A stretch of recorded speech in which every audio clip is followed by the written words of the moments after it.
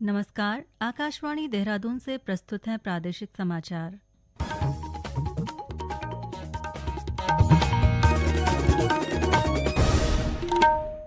पहले मुख्य समाचार। मुख्य सचिव आनंद वर्धन ने सभी संबंधित विभागों को अपने अपने प्राथमिक क्षेत्रों में विनियमन मुक्ति से संबंधित आवश्यक कदम उठाने के निर्देश दिए। चमोली जिले के कोषागार से संबंधित अधिकारी, कर्मचारी और पेंशनर्स को अब एक क्लिक से विभाग की सभी जानकारी मिलेगी। पौड़ी जिला प्रशासन ने शीतलहर, पाला और बर्फबारी से लोगों को होने वाली परेशानियों को देखते हुए व्यापक तैयारियां शुरू की और देहरादून में कोड ऑफ इथिक्स एवं आचरण संहिता विषय पर कार्यशाला का आयोजन। प्रादेशिक समाचार के साथ मैं आशा भट्ट और अब समाचार विस्तार से। मुख्य सचिव आनंद वर्धन ने सभी संबंधित विभागों को अपने अपने प्राथमिक क्षेत्रों में डीरेगुलेशन यानी विनियमन मुक्ति से संबंधित आवश्यक कदम उठाने के निर्देश दिए हैं। सचिवालय में आयोजित बैठक में उन्होंने निर्देशित किया कि जिन बिंदुओं पर विभागीय स्तर पर विनियमन मुक्ति की कार्यवाही पूरी हो सकती है, उसका नोटिफिकेशन जारी करें तथा जिन प्रकरणों को कैबिनेट स्तर से संशोधित किया जाना है, उसका विवरण तैयार करें। उन्होंने कहा कि केंद्र सरकार को प्रेषित किए जाने वाले विवरण को भी प्रेषित करना सुनिश्चित करें। मुख्य सचिव ने विनियमन मुक्ति की प्रक्रिया में लंबित प्रकरणों में तेजी लाने के निर्देश दिए ताकि राज्य में व्यवसाय और उद्योगों को और अधिक बढ़ावा मिल सके। गौरतलब है कि विनियमन मुक्ति प्रक्रिया के अंतर्गत सरकारी नियमों और नियंत्रण को सीमित किया जाता है।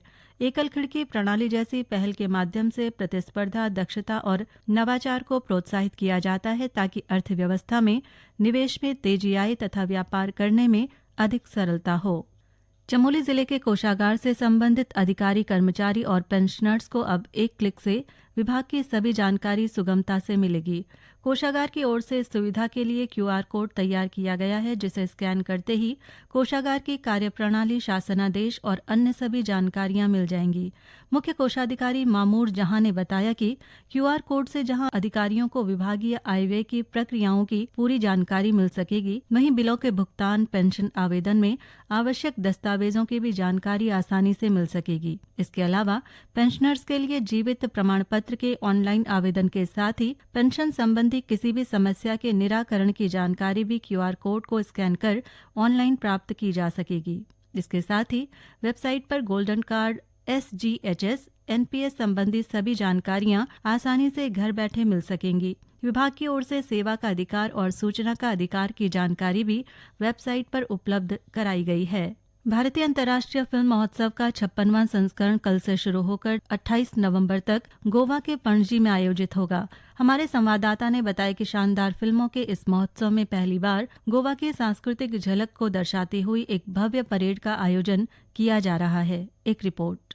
गोवा अपने आतिथ्य और सौंदर्य के लिए दुनिया भर में जाना जाता है। वहीं 8 दिन तक चलने वाला अंतर्राष्ट्रीय फिल्म महोत्सव इसे और भी विशेष बना रहा है। पणजी में देश विदेश के सिनेमा प्रेमियों और फिल्म निर्माताओं का एक ऐसा मंच तैयार है जहां पर देश दुनिया की बेहतरीन फिल्में दिखाई जाएंगी। सिनेमा से जुड़ी कहानियां, संस्कृतियां और विचार एक ही स्थान पर मिलकर इसे भारतीय विविधता का उत्सव भी बना रहे हैं। इस भव्य आयोजन में स्क्रीनिंग के साथ साथ कार्यशालाएं, मास्टर क्लास और फिल्म बाजार आयोजित होंगे जो देश के नए तथा उभरते फिल्मकारों के लिए बेहतरीन अवसर प्रदान करेंगे। 56वें भारतीय अंतर्राष्ट्रीय फिल्म महोत्सव का उद्देश्य दुनिया भर के फिल्मकारों को जोड़ना और कला के माध्यम से मित्रतापूर्ण सहयोग को बढ़ावा देना है। इस साल इफ्फी में 81 देशों की करीब 240 फिल्में प्रदर्शित होंगी, जिनमें 13 वर्ल्ड प्रीमियर, 4 अंतर्राष्ट्रीय प्रीमियर और 46 एशियन प्रीमियर शामिल हैं।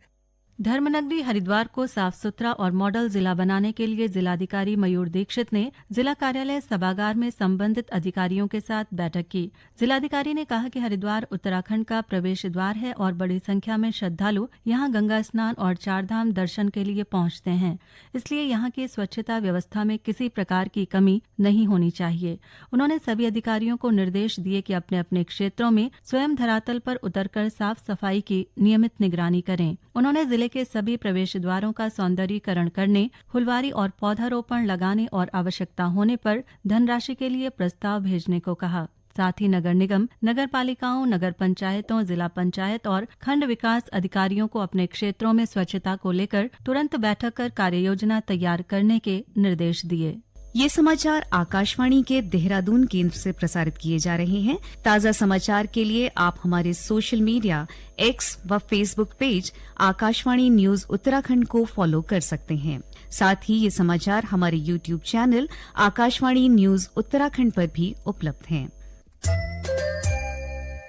पौड़ी जिला प्रशासन ने शीतलहर, पाला और बर्फबारी से लोगों को होने वाली परेशानियों को देखते हुए व्यापक तैयारियां शुरू कर दी हैं। जिलाधिकारी स्वाति एस भदौरिया ने ऊंचाई वाले क्षेत्रों में पाला गिरने से दुर्घटनाओं की संभावना और बर्फबारी के दौरान मार्ग अवरुद्ध होने की स्थिति को गंभीरता से लेते हुए संबंधित अधिकारियों को आवश्यक कार्रवाई के निर्देश दिए हैं। उन्होंने जिले की सभी तहसीलों और नगर निकायों को असहाय व बेसहारा व्यक्तियों के लिए प्रमुख सार्वजनिक स्थलों पर अलाव जलाने तथा निःशुल्क कंबल वितरण सुनिश्चित करने के निर्देश दिए हैं। साथ ही इस संबंध में दैनिक जानकारी जिला आपातकालीन परिचालन केंद्र को भेजने को कहा है। जिलाधिकारी ने नगर निकाय क्षेत्रों में स्थायी और अस्थायी रैन बसेरों में पेयजल, बिजली, बिस्तर, शौचालय और सफाई की संपूर्ण व्यवस्था रखने के साथ ही प्रत्येक निकाय को नोडल अधिकारी नियुक्त कर उनकी जानकारी नियंत्रण कक्ष को उपलब्ध कराने के निर्देश दिए।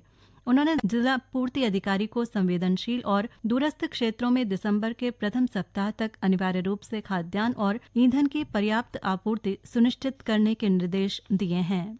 ऑडिट दिवस समारोहों की श्रृंखला के अंतर्गत देहरादून स्थित महालेखाकार लेखा परीक्षा कार्यालय में कोड ऑफ एथिक्स एवं आचरण संहिता विषय पर एक कार्यशाला का आयोजन किया गया। कोड ऑफ एथिक्स प्रत्येक अधिकारी और कर्मचारी के लिए मार्गदर्शक सिद्धांत के रूप में कार्य करता है, जो उनकी व्यावसायिक प्रतिबद्धता को और अधिक सशक्त बनाता है। कार्यशाला के उद्घाटन सत्र में वरिष्ठ उप महालेखाकार लोकेश दताल ने कहा कि किसी भी संगठन की सच्ची पहचान उसकी कार्यनिष्ठा, निष्पक्षता और पारदर्शिता पर आधारित आचरण से होती है। उन्होंने ऑडिट सेवाओं में नैतिक मूल्यों, स्वतंत्रता, निस्वार्थता और प्रलोभन मुक्त कार्य संस्कृति के महत्व पर प्रकाश डाला। उप महालेखाकार मुकेश कुमार ने संस्थान के ध्येयवाक्य लोकहितार्थ सत्यनिष्ठा के विभिन्न आयामों पर बात की। साथ ही नैतिक द्वंद्वों के समाधान, संस्थागत स्वतंत्रता के संरक्षण और सार्वजनिक संसाधनों के पारदर्शी प्रबंधन से जुड़े व्यवहारिक पहलुओं पर भी विस्तार से चर्चा की गई।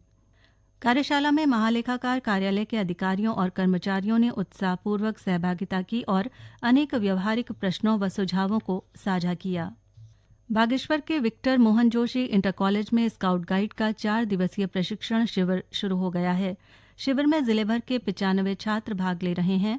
प्रशिक्षण शिविर में प्रतिभागियों को स्काउट गाइड से जुड़ी विभिन्न गतिविधियों जैसे रस्सी बंधन, प्राथमिक चिकित्सा, टेंट लगाना, मीनार बनाना, तालियों के प्रकार, टीम वर्क और आपदा जैसी स्थितियों में उपयोगी कौशलों की जानकारी दी जा रही है।